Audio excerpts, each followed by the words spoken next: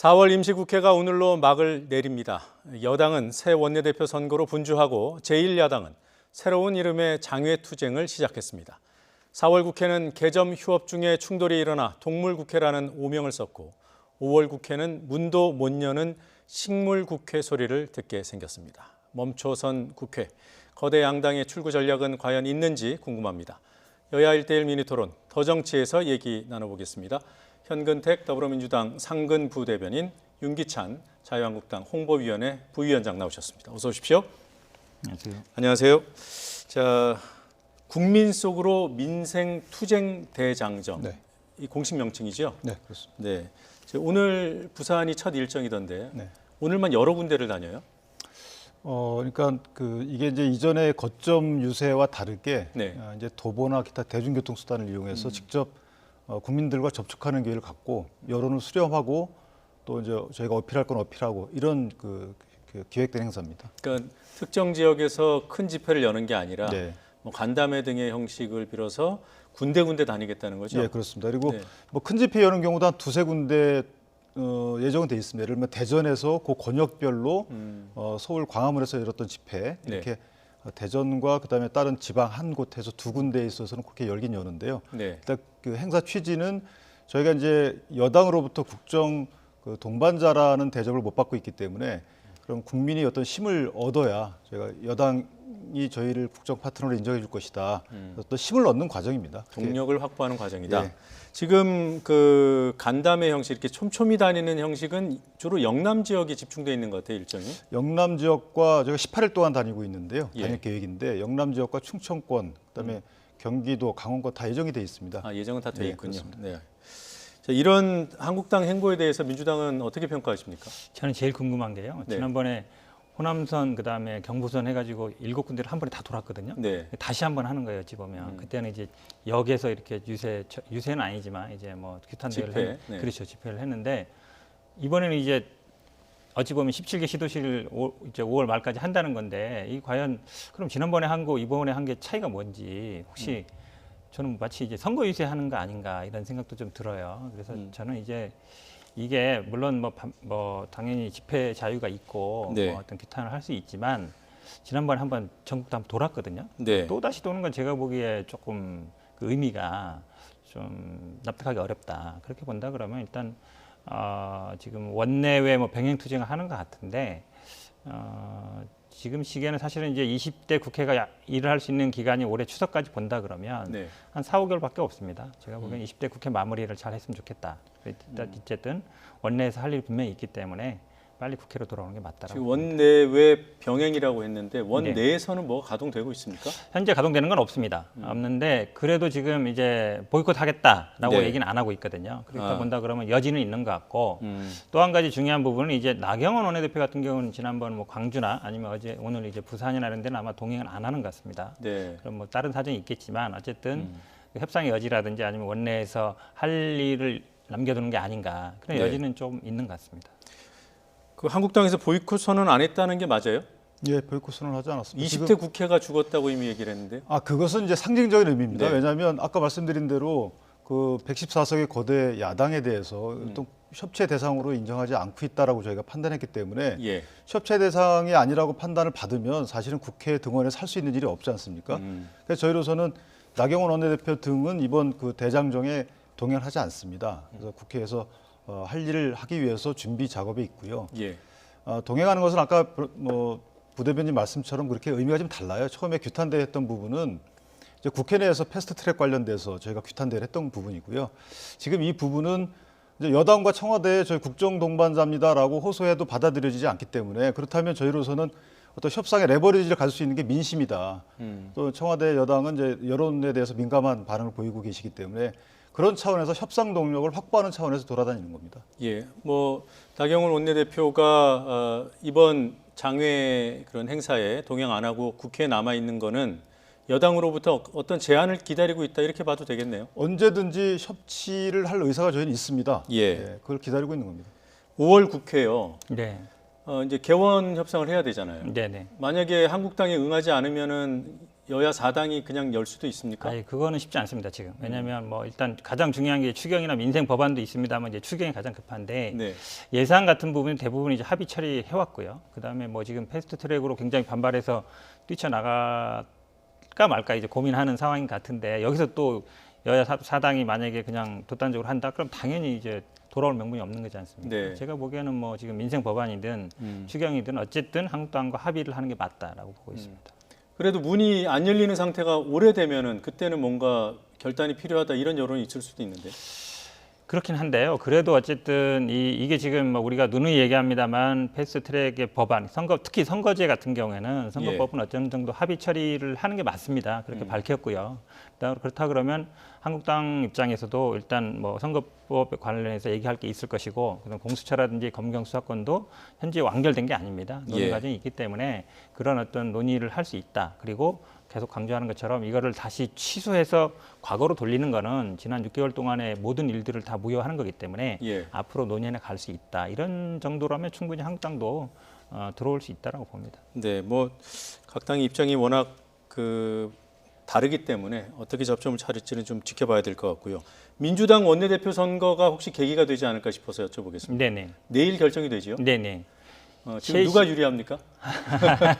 그거는 어려운 질문이고요. 예. 내일 아마 3시 정도에 시작하면 5시 정도에는 아마 1차적인 결과가 나올 것 같습니다. 근데 결국은 이제 결선에 가냐 안 가냐가 아마 초미의 관심인 것 같아요. 근데 오늘도 뭐 기자분들 보면 결선을 가지 않겠냐라는 여론이 있는 것 같고요. 아마 뭐 지금 이제 그런 상황이 있는 것 같아요. 이제 과거와 조금 달라진 게 패스트트랙 전과 후. 왜냐하면 이제 패스트트랙 후에 어쨌든 한국당이 지금 뭐 병행을 하고 있습니다만 국회를 안 들어오고 있기 때문에 이게 어떤 여야 협상이라든지 아니면 야당과의 관계가 굉장히 지금 핵심 이슈로 떠올랐습니다. 그 전에는 뭐 우리 당에 지금 뭐 친문이 비문이 이런 건 없지만 누가 선호하는가 이런 거 있었는데 핵심적인 이슈는 아마 야당과의 관계 이 부분을 누가 풀어갈 수 있느냐 이게 아마 제가 보기엔 가장 큰 관심사인 것 같습니다. 네, 지금 한국당에서도 아마 그 부분 때문에 원내대표 선거에 대해서 주목하고 있을 텐데요.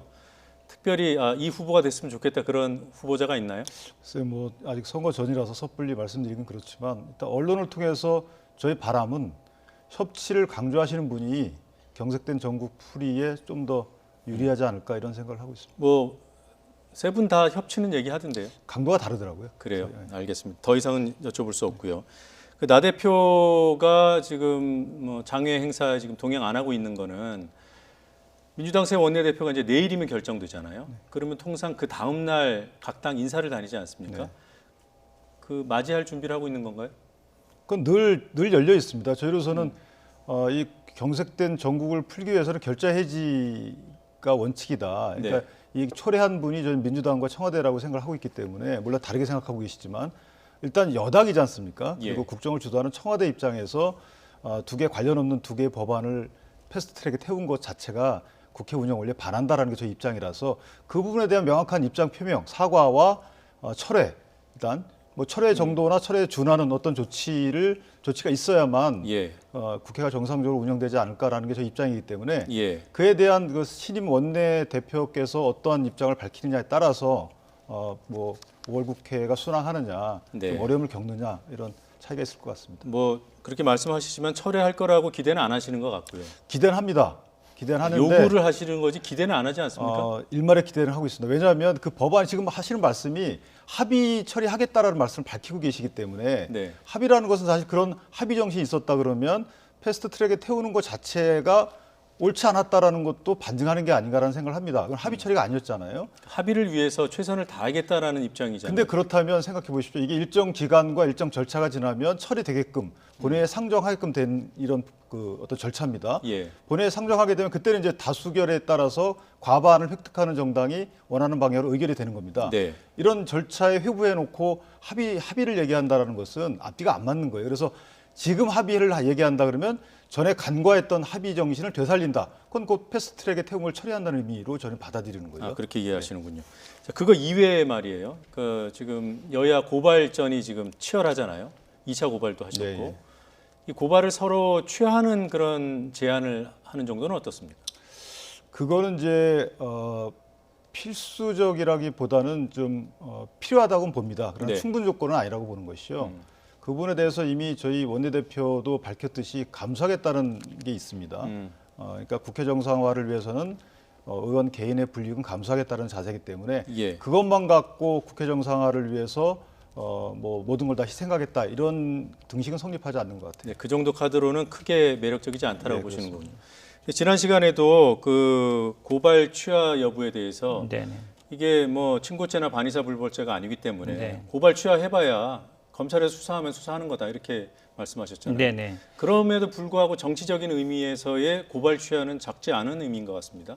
근데 현재 단계에서는 아닌 것 같습니다. 왜냐하면 이게 현재는 어느 정도 얘기가 되면 모르겠지만 지금 예. 우리 물론 이제 새 원내대표가 어떤 방침을 정할지 모르겠지만 오늘도 아마 저도 당에서 이제 뭐 고발한 것에 대한 대응 얘기를 했었는데요. 이제 그 현장에 없던 분들도 고발한 분이 있더라고요. 한국당 측에서도 이게 좀 숫자를 맞추거나 아니면 이렇게 하려고 하는 것 같아서 현장에 없던 분들도 고발한 게 있어서 이게 어느 정도 좀 정리가 돼야 되고 더구나 이게 국회 선진화법 첫 사례라서 네. 이제 검찰이든 사법부에서 어떻게 판단할지도 굉장히 중요한 부분입니다. 이게 만약에 지금 현재 상태에서 그냥 취하하고 없어진 일이 된다 그러면 이 선진화법이 거의 무력화되는 거예요. 예. 그렇기 때문에 그런 부분은 제가 보기엔 당장은 어려운 것 같고요. 말씀처럼 또 이게 패스트트랙을 철회한다, 취하한다 이것도 제가 보기에는 거의 어렵습니다. 왜냐하면 바른미래당이 거의 뭐 쪼개지기 직전까지 가면서 겨우겨우 어찌 보면 한 건데 사실은 지난 한 6개월 동안의 모든 정치 활동의 결과물이에요. 네. 근데 그거를 완전히 무효로 돌린다? 그러면 사실 어찌 보면 그동안의 정치 활동을 다 무효하는 거라서 그거는 제가 보기에 뭐 쉽지 않은 것 같고요. 근데 기본적으로 이제 선거제라든가 합의 처리하겠다 이런 방침도 저는 의미가 있다고 봅니다. 그다음에 이제 새 원내대표가 되면 당연히 거기서 어떤 정치라는 게 뭐 모든 가능성이 예술이니까 열려있지 않겠습니까? 여러 가지 논의가 될 수 있다고 봅니다. 조금 전에 화면에 그 원내대표 후보자 3인의 얼굴이 나왔는데요. 네. 그분들 중에 그 국회 고발건 취하 입장을 밝힌 후보가 있습니까? 명확하게 밝힌 분은 뭐 지금은 없는 것 같습니다. 그러니까 네. 가능할지 뭐 검토해 보겠다 정도지. 왜냐하면 현재 상태에 지금 결론이 안 난 상태에서 그리고 지금 현재 원내대표 있는 상태에서 이게 한 건데 이거를 이제 새로 되지도 않은 상태에서 내가 어떻게 하겠다 이거 밝히는 건 또 아니거든요. 예. 그럼 이 부분에 대해서는 지금 대표님이든 원내대표님도 굉장히 강경합니다. 이제 첫 사례고 어찌 보면 상상하지 않았던 일이 일어난 거기 때문에 그래서 지금 단계에서는 제가 보기에 이게 고발 취하는 쉽지 않은 것 같습니다. 알겠습니다. 추경 얘기 좀 해보죠. 지금 한국당은 추경에 전혀 논의 안 하겠다 이게 아니라 네. 보니까 재경 추경을 하겠다라는 거예요.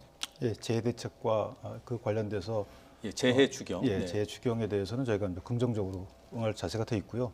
나머지에 대해서는 빚을 내서 굳이 이렇게 추경 편성을 해야 되느냐에 대한 예. 기본적인 의문이 있는 거죠. 효과 대비 비용이나 비용 조달 방법이 잘못됐다라고 하는 겁니다. 예를 들어서 말씀하신 것처럼 경기 대응 또는 경기 진작 필요성은 인정합니다. 그러나 그렇게 이게 구조적인 문제가 있는 이런 경기를 진작시키기 위해서는 설령 추경이 필요하다 하더라도 좀 시간을 갖고 예. 이거를 충분한 검토 후에 수립을 했어야 되는데 그게 아니고 살짝 끼워놨다라는 어떤 느낌이 있다는 거죠. 그래서 이 적자 국채 발행을 해서 3조 7천억 발행해서 추경을 편성하는 것은 옳지 않다. 그래서 그 액수만큼은 깎아야 되는 게 아닌가라는 내부 의견이 있습니다. 그러면 논의에 들어와서 깎으면 되지 않습니까? 논의에 들어갑니다. 저희 이게 상임위별로 추경 이제 네. 그 예산안 심사 똑같이 심사하기 때문에 상임위별로 일단 그 예산 예비 심사를 하고 나서 네. 예결특위에서 종합 심사 이후에 이제 본회의에 회부되지 않습니까? 그런데 상임위별로 그 예산 예비 심사에 다 저희가 참여합니다. 네. 거기서 다툴 예정입니다. 아직 심사가 시작된 건 아니고요. 네, 아직 시정 연설도 안 돼 있기 때문에 네. 근데 그 국회가 열려야 되는 거 아니에요? 그렇습니다. 자, 어떻습니까? 이 한국당 물론 이제 공식 입장인지는 확인을 해봐야 되겠습니다만 5월 추경은 없다 이런 얘기가 나왔어요. 그러니까 5월 한 달 동안은 한국당은 자체 일정을 소화하고 그 동안에는 국회 논의에 협조하지 않겠다. 네. 이런 의미로 해석하는 사람들이 있더군요.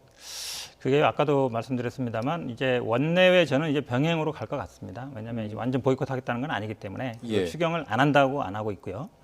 그다음에 뭐 5월은 없다 이랬지만 뭐 6월 국회로 또 넘길 수 있는데 빨리 할 수 있는 것이고. 그래서 저는 지금 사실은 이제 어제 오늘 보면 이제 미중 간의 무역 갈등으로 인해서 이제 좀 주가도 많이 빠지고 있고 세계 경제가 좀 불안합니다. 예. 그래서 물론 재해도 필요하지만 IMF 권고 사항도 있고 우리나라 경제가 굉장히 어렵습니다. 결국은 그렇다 그러면 뭐 어쨌든 경제 활성화를 시킬 수 있는 데가 주체가 제가 보기엔 기업도 있지만 일단 정부가 나설 필요가 있다. 그렇다 본다 그러면 경제가 어려울 때 재정이 역할을 합니다. 이게 어찌 보면 그 처음에 이제 그 경제 기초를 좀 튼튼히 하고 아니면 예. 뭐 일자리라든지 아니면 이런 뭐 SOC 사업이라든지 이런 걸 할 수 있거든요. 그걸 위해서 정부 역할이 있기 때문에 이런 부분은 좀 한국당이 협조를 해줬으면 좋겠습니다. 그 재해 추경만큼은 할 수 있다라고 했지만 달리 해석을 해보면요. 그 지금 한국당이 총선용이라고 의심하고 있는 그 부분이 유지되는 한은 재해 추경도 동의하지 못하겠다는 뜻 아니에요? 그런 의미는 아닙니다. 왜냐하면 일단 재추경도 사실은 저희가 그 지금 2조 6천억 정도가 2조 2천억 정도 편성이 돼 있는데 네. 그 부분도 항목별로 들어가면 직접적 관련이 없는 부분도 있긴 있어요. 그건 차치하고 사실 목적 예비비라는 것도 있거든요. 저희가 예비비 편성을 2019년도에 3조 원을 해놨습니다. 네. 그중에 일반 예비비가 1조 2천억이고 목적 예비비, 그러니까 재해 대책과 관련된 이런 비용들이 약 1조 8천억이 편성돼 있습니다. 이거 사용해도 되는 거거든요. 근데 정부에서 자꾸만 돈을 갖고 있고 국회 통제를 받지 않으려고 하니까 저희가 뭐 어느 정치인이 국민들께 돈을 드리는 거에 대해서 싫다고 하겠습니까만은 예. 국회 두 가지 목적 중에 하나가 법안과 예산 통제예요. 근데 예산 통제 관련돼서 엄격한 통제를 하자는 것은 국회의원의 당연한 목소리입니다. 네. 그런 차원에서 드리는 말씀이고요. 아까 말씀드린 대로 상임위원회별로 추경안 심사에 대해서는 저희가 적극적으로 참여합니다. 그런데 그 4조 원 넘는 그런 소위 저희가 말하는 선심성 이런 예산안이라고 평가하는 이 부분에 대해서는 엄격하게 심사해서 깎을 생각을 하고 있는 걸로 이렇게 알고 있습니다. 예. 지금 두 분 다 한국당이 원내 투쟁을 병행할 것이다라는 취지로 말씀을 해주시고 있는데요. 그럼에도 불구하고 국회가 열리지 않으면은 추경 처리할 방법이 없고요. 또 한국당에서 그 상임위별로 심사에는 참여하지만 결국 합의가 안 되면 또다시 이 추경안을 어떻게 처리할 것인가 정치적인 숙제가 남게 됩니다. YTN이 리얼미터에 의뢰해서 여론조사를 실시했습니다. 잠시 결과 보고 진행하겠습니다. 네, 추경 예산안 처리 부분이 이제 정치적인 현안으로 떠올라 있는데 한국당에서 지금 상당액이 불필요한 추경이라고 지적하고 있는 상황입니다. 이런 상황이 장기화됐을 경우에 어떻게 해야 할 것인가를 물었을 때 한국당을 배제하고 동의하는 정당들끼리 시급히 처리하라 40.9%, 또 여야 간 합의를 반드시 이뤄라 32.3%, 또 한국당의 요구대로 재해 추경안만 정부가 다시 제출해서 심사해야 한다가 18.1%로 나타났습니다. 각각 정당 지지층별로 또 살펴보죠. 민주당을 지지하는 쪽에서는 한국당을 배제하라는 의견이 압도적으로 높았습니다. 76%고요. 여야 합의를 강조한 응답은 13.4%였습니다. 반면 한국당 지지층에서는 한국당 배제 의견은 뭐 사실상 제로에 가깝고요. 여야 합의를 이루어야 된다는 의견이 59%, 그리고 한국당 요구대로 새로운 추경안이 나와야 된다가 31%였습니다. 정치 성향별로 보면 진보 보수, 민주당과 한국당 지지층의 의견과 크게 다르지 않았고요. 중도에서는 합의 처리보다는 시급하게 동의하는 정당끼리 처리하라가 39.4%로 약간 높게 나왔습니다. 자, 추경에서도 한국당을 패싱할 가능성이 있냐, 이런 물음들이 나옵니다. 그러니까 아까 처음에도 말씀드렸습니다만 결국은 이게 지금 현재 원인이 한국당이 어찌 보면 이제 논의 합의 틀에 들어왔다가 저는 뭐 스스로 왕따 했다고 보는데요. 어쨌든 논의 틀에 안 들어오면서 문제가 생긴 거라 다시 예. 또 그런다 그러면 아마 제가 보기에는 20대 국회는 끝날 것 같고요. 네. 그래서 그렇게 되진 않을 가능하면 이제 합의체라는 게 맞다. 그리고 지금 어찌 보면 이제 지금 한국당이 주장하는 이제 재해만 하자라는 의견이 아주 이제 20%도 안 되는 선이기 때문에 결국은 이 경제가 어려운 상황에서 경제 살리기, 재해 추경을 함께 해야 된다. 이 의견이 저는 아마 70% 넘는 걸로 보고 있습니다. 예. 한국당도 이런 어떤 국내 여론은 무시하기 어렵기 때문에 제가 보기엔 뭐 시간이 문제지. 제가 보기에는 5월 달러로 되지 않겠나라고 보고 네, 있습니다. 5월 달대로 될 거라고 전망을 하셨는데, 근데 그 여론조사를 보더라도 지금 40.9%가 이제 뭐 단독 처리가 가능하다라는 취지의 예. 응답인 것 같고 나머지는 40.4% 정도가 또 합의 처리 내지 재추경안 다시 제출이란 말입니다. 비슷하고 중도층만 보면 약 한 70% 이상이 재추경만 다시 제출 또는 합의 처리를 원하고 계세요. 이게 조금 수치 오류가 있었던가. 제가 정리 잠깐만 하면 네네. 한국당 배제하고 여야 4당이 처리하라가 한 40% 정도 나왔고요. 네네.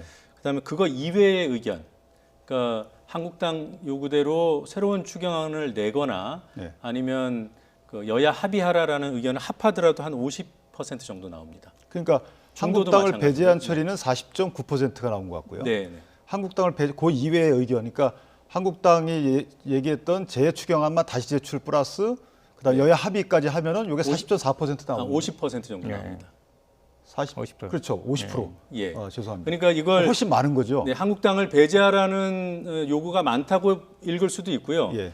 배제하지 말라는 요구가 많다고 또 읽을 수도 있는. 배제하라는 의견이 과반이 안 되기 때문에 결국 예. 배제하지 말라는 의견이 이제 다수로 평가되는 것이죠. 그래서 그걸 떠나서 일단 국회 예. 책무를 봐야 됩니다. 국회 책무가 아까도 말씀드렸지만 과거처럼 2017, 18년도에 11조 4조 가량의 추경 예산 뭐 편성 저희가 비판했지만 그때는 세수가 초과였어요. 많아요. 네, 근데 네. 지금은 이제 세수가 부족하단 말입니다. 잉여금을 다 합쳐도 1조 6천억 뿐이 안 됩니다. 그래서 그러니까 이제 꼭 국회를 3조 발행하는 6천억 원의 거 빚을 내야 됩니다. 네. 이런 상황에서 굳이 이 효과가 불분명할 만한 경기 진작 프로그램에 이 돈을 쏟아 부어야 되는지에 대한 근본적인 국회의원으로서의 의문을 제기해야 되는 것이고요. 네. 이것을 여당이 안 하기 때문에 저희 당이 하는 거예요. 여당의 발목 잡는 게 아니고. 자, 국채를 발행하면서까지 추경 투입을 해야 됩니까? 지금 경제가 어렵습니다. 일단 그다음에 국채를 발행한다는 건 전 쓸 돈이 없다는 거죠. 그래서 빚을 내서 한다는 것인데 그거는 사실은 정책적인 판단이에요. 사실은 네. 뭐 빚이 아니라요. 그게 어떤 경기 진작의 마중물로 될 수 있는 것이고 필요하면 다시 회수하기도 하고 이러는 겁니다. 그러니까 그거는 제가 보기에 아주 핵심적인 내용은 아닌 것 같고 결국은 아마 한국당이 주장하는 건 이게 총선용 아니냐 이렇게 말씀하시는 것 같은데 지금 만약에 추경 편성한다고 총선까지 영향이 가지는 않아요. 올해 앞으로 또 정기 예산이 있기 때문에 제가 예. 보기에는 그걸 굳이 총선용으로까지 확대시키는 건 제가 보기에 한국당이 지금 장애 투쟁하는 게 오히려 총선용에 더 신경 쓰는 것 같고 이 추경이라든가 매해 있어 왔습니다. 그리고 네. 매해 어느 정도 규모가 비슷해요. 아주 예전에 비해서 아주 적은 것도 아니고요. 지금 뭐 예비비 말씀하시지만 예비비가 오히려 국회 통지를 덜 받죠. 지금 추경 국회 심사를 받는 것입니다. 그렇게 본다 그러면 제가 보기에 뭐 5월 5.18 좀 지나거나 이러다 보면은 아마 협의가 되지 않겠나. 제가 두 가지만 더 말씀드리고 싶은데요. 네. 일단 지난 연도의 추경도 지금 3천억 정도가 사용이 안 됐습니다. 불용 예산으로 남아 있단 말입니다. 그 말은 뭐냐면 정확한 수요 예측이나 수요 조사에 따라서 추경안이 편성되는 게 아니고 일단 규모부터 정해 놓습니다. 그다음에 너네 쓸래 안 쓸래 다 그다음에 이제 취합을 하는 겁니다. 이런 식의 돈 쓴쓰미가 과연 옳은 것인지에 대한 기본적인 의문이 있는 거고요. 뭐 선거에 필요하냐 아니 이걸 떠나서 국회의원으로서의 기본적인 업무와 관련된 거라고 저는 생각을 합니다. 예, 알겠습니다. 그 지난 정권에서도 추경은 매해 통과가 됐었나요? 거의 매해라고 저도 알고 있습니다. 예, 그리고 예비비 쓰는 것보다는 국회에서 심사하고 동의해서 처리하는 게 그게 더 합리적이죠. 근데 사실 예비비도 이미 이제 사전에 규모를 정해놓고 하지 않습니까? 예. 그 위에 기획예산처가 검토해가지고 뭐 국무회의 통과 이후에 대통령이 승인하면 되는 겁니다. 그 위에 사후 통제를 다 받습니다. 그래서 사실 국회 통제 면에서는 거의 같은 거고요. 더군다나 예비비가 따르게 쓰였다고 해서 비판이 오히려 많았던 겁니다. 예. 뭐 공무원 채용하거나 유아교육비 지출하거나 목적 외에 목적 예비비인데도 불구하고 다르게 쓰였다고 하는 게 많은데 예. 하물며 이번에는 재해 관련 목적 예비비를 사용해야 함에도 불구하고 네. 이거를 사용하는 거 이전에 추경부터 편성해서 하는 것은 앞뒤가 안 맞다라는 거죠. 그래서 그 부분도 아마 염두에 두셔야 될 것 같습니다. 간단히 얘기하면요. 그러니까 네. 예비비라는 거는 재해가 이걸로 끝이 아니에요. 앞으로도 있을 수 있거든요. 근데 추경 편성 못했어요. 재해가 났어요. 그럴 때 있는 거거든요. 그러니까 추경으로도 안 되고 이미 재산으로도 안 될 때 예비라는 건 말 그대로 예비로 남겨놓는 거거든요. 네. 그러니까 앞으로 어떤 일이 벌일지 모르잖아요. 앞으로 또 뭐 어떤 산불이 날 수도 있는 것이고 이럴 때를 대비하는 거기 때문에 그게 있으니까 그걸 먼저 써라는 건 제가 보기에 아닌 것 같고 그러면은 예산이라는 건 잠깐만요. 예산이라는 거는 매년 예산을 쓰면 항상 금액이 다 쓰진 않고 남습니다. 조금씩 남죠. 그렇죠. 네. 남는 거기 때문에 그거를 뭐 미리 준비 안 됐다 이건 아니고요. 어쨌든 사정이 있어요. 예를 들어서 뭐 서로 매칭을 한다든지 아니면 그 사정이 변경됐다든지 그래서 다 안 썼기 때문에 뭐 편성할 필요가 없다. 이거는 아닌 것 자, 같습니다. 일단 추경에서 3천억이 불용이 됐다라는 거는 규모가 큽니까 적습니까? 많은 게 아니죠. 사실은 그 정도. 많지 않다는 데는 동의하시나요? 3조 이상, 3조 정도의 3천억이면 작은 규모가 아니죠. 불용 나라 예산 돈 3천억이 이게 많은 그건 건 아마 작지 전체 예산 중에 얼마 정도 불용액인지 매년 아마 봐야 될 것 같은데 사실은 예산이라는 거는 말 그대로 계획이잖아요. 계획을 세우는데 실제로 쓸 때는 또 법이 따라줘야 되고 실제로 또 집행을 하려면 어느 정도 지자체와 매칭하는 것도 있고요. 그런 예. 사정들이 있는 거라서 남았기 때문에 편성이 안 된다. 그러면 사실은 본 예산도 마찬가지예요. 본 예산도 사실은 남는 경우가 많거든요. 지금 상태에서 불용 예산 규모가 컸는지 적었는지 저로서는 판단이 네네. 어려워서 이 정도로 하고요. 다만 남았다고 막 쓰지 않은 거는 다행인 것 같습니다. 쓸 수가 없었죠. 지원자가 없었으니까. 아, 그런가요? 네, 그런 식입니다. 네, 알겠습니다. 자, 문무일 검찰총장이 뉴스의 주목을 받고 있습니다. 오늘 출근길에도 언론이 많이 몰렸는데 지금 패스트트랙 태운 검경 수사권 조정안에 대해서 정면으로 반대하는 입장을 밝혔어요. 오늘도 반대 입장을 분명히 했더군요. 정면으로까지 반대는 아닌 것 같습니다. 예전에 내용에 대해서 그렇죠. 반대했잖아요. 제일 이제 불만이 아마 이제 수사 지휘권, 네. 검찰이 갖고 있는 수사 지휘권, 그다음에 뭐 수사 종결권, 결국은 검경 수사권 조정 부분에 방점이 가 있는 것 같습니다. 공수처보다는. 근데 과거에 비하면 과거는 거의 뭐 내 목을 쳐라라든지 물론 그 약간 오보로 결론이 났습니다만 굉장히 뭐 검찰 내에서도 이프로스 같은데 집단적인 반발을 하고 뭐 사표를 바로 던지라고 항명도 하고 이랬는데 지금 그 정도 아니거든요. 이게 어느 정도 논의가 된 거라서 저는 그 문무일 총장님이 말씀하셨던 걸 어떻게 보냐면 사실은 원래는 자치경찰제라든지 이런 거를 원래 같이 하자. 네. 그래서 경찰을 국가경찰과 지방경찰을 좀 분리하고 미국처럼 수사하는 거는 좀 분리시켜 놓자. 그다음에 네. 정보경찰을 좀 통제할 수 있는 방법을 갖추자. 그게 어찌 보면 이제 자치경찰제인데 그런 거를 같이 논의하자. 그러면 되지 않겠냐. 그래서 저는 그 말은 맞다고 봐요. 원래는 사실은 자치경찰제도 이 검경 수사권 조정하면서 같이 들어있던 부분이었거든요. 예. 근데 이번에 이제 안 들어있기 때문에 이렇게 경찰이 좀 경찰에 대한 어떤 통제 방안을 만들어줬으면 좋겠다 이런 정도 취지라고 봅니다. 제가 보기에 뭐 아주 검경수사 조정을 하지 말자라든지 아니면 현재 이 패스트트랙 올려진 법안 자체에 대해서 뭐 절대 안 된다 이 정도는 아닌 것 같아요. 그러니까 반발의 강도가 예년에 비해서는 그렇죠. 낮다고 보시는 거죠? 어떻게 보셨습니까? 저는 문무일 총장의 일단 그 반응은 좀 합리적 이유가 있다고 봅니다. 이게 경찰과 검찰의 권한 분배 문제를 떠나서 이것은 일단 국민의 인권 문제하고 결부시킨다면 예. 경찰과 검찰 두 개 기관이 중복 수사를 하는 것이 과연 이게 불리하냐? 예를 들면은 경찰이 1차 수사라고 이것을 넘겨받아서 검찰이 한 번 더 한다라는 것이 본인들은 어떤 주종 관계로 인식되거나 이런 뭐 기분 나쁘거나 또는 업무의 효율이 좀 떨어지는 면이 있다 하더라도 국민 입장에서는 한 번 더 통제할 수 있는 게 아닙니까? 그래서 1심, 2심, 3심 있는 거고 그런 차원에서 보면 이걸 굳이 두 기관 간의 권한을 조정하는 면보다는 예. 어떤 것이 국민의 인권 침해 가능성이 적고 어떤 것이 자의적인 권력 행사 가능성을 줄여주느냐 이런 데 방점을 맞춘다 그러면 좀 조국 수석께서 말씀하신 바대로 한번 새겨들어서 반영을 해야 되는 게 아닌가 이런 생각합니다. 근데 중요한 게요. 지금 패스트트랙에 법안이 올라가 있는데 만약에 경청하고 공론회장을 열어서 논의를 해서 새로운 방안이 나오면 패스트트랙은 세우고 스톱을 시키고 새로운 안을 여야가 합의 처리해야 되는 거죠? 그건 아니고요. 지난번에 이제 여야 사당이 합의한 게 있습니다. 기본적으로 원내대표들끼리 합의한 거. 네. 공수처는 어떻게 한다. 검경 수사권 어떻게 한다. 거기에 이제 조금 민감한 부분이 이제 검찰 조서에 대한 증거 능력 이런 부분도 있어요. 사실 네. 합의 사항에. 그게 아마 이제 검찰에서는 불만일 수 있는데 큰 틀에서 그 합의 사항을 넘어서긴 제가 보기에 어렵다고 봅니다. 그러면 이게 어찌 보면 정치 영역이 깨지는 거거든요. 이건 어차피 입법부의 역할인 거예요. 근데 미세한 조정, 그러니까 아까 자치경찰제라든지 아니면 지금 어떤 검찰이 갖고 있는 통제권을 조금 더 보강할 수 있는 방법을 둔다든지 약간 미세한 조정이지 이 패스트트랙에 올라간 검경 수사권 법안 자체를 무효하고 다시 한다. 이거는 제가 보기엔 아닌 것 같아요. 그러니까 어떤 논의를 해서 어떤 미시적인 수정을 한다고 했을 때는 새로운 법안이 나가야 되는 거죠. 일반 아닙니다. 법안처럼 현재 법안에서 조정이지 조정이 새로운 가능합니까? 법안 저는 뭐 충분히 가능하다고 봅니다. 하지만 큰 틀은 어쨌든 현재 법안의 어떤 유지, 그러니까 공수처를 설치하고 검경이 지금 어쨌든 수직적인 지휘 복종 관계에 있는데 이거를 약간 수평적인 관계로 간다. 아니 그리고 제가 여쭤보는 네. 게 국회에서 이제 패스트트랙이라는 제도에 특정 법안을 올렸단 말이에요. 그렇죠. 예. 근데 그것을 이제 일반 법안 같은 경우에는 심사 과정에서 내용을 자꾸 수정도 하고 다 하잖아요. 그렇죠. 예. 근데 그것을 할 경우에는 새로운 법안이 올라가야 되는 건지 그걸 여쭤보는 거예요. 패스트트랙이라는 건 합의가 안 되면 원안이 그대로 가는 것이고 네. 거기서 논의를 해서 합의가 되면 수정이 되는 겁니다. 그거는 그러니까 패스트트랙 절차가 아니라 그냥 여야 합의 패스트도 처리. 마찬가지입니다. 패스트트랙은 결국은 합의가 안 될 때, 합의가 안 될 때는 원안대로 그냥 가는 것이고요. 지금 네. 왜냐하면 공수처법도 2개 올라와 있거든요. 네. 2개 올랐으면 결국은 조정을 해야 됩니다. 네. 조정 안 하면 두 가지 다 아니 물론 원칙대로 가면 두 가지 다 이제 본회의 가는 거 아니냐 하겠지만 그런 경우 거의 없습니다. 네. 사실상 논의를 할 수밖에 없는 구조가 돼 있습니다. 예. 조정이 수정이 가능합니다. 왜냐하면 발의자 전원이다, 발의자 기명하신 분들, 네. 사인하신 분들이 동의하게 되면 법안 수정 가능하기 때문에 언제든지 가능하다고. 네, 자치경찰제는 별도의 법안이 올라가야 되는 거죠? 그렇죠. 예. 네, 알겠습니다. 지금 뭐 국정원이나 국방부에서는 뭐 전술훈련, 타격훈련이라고 하는데 네. 어디까지가 안 되는 겁니까?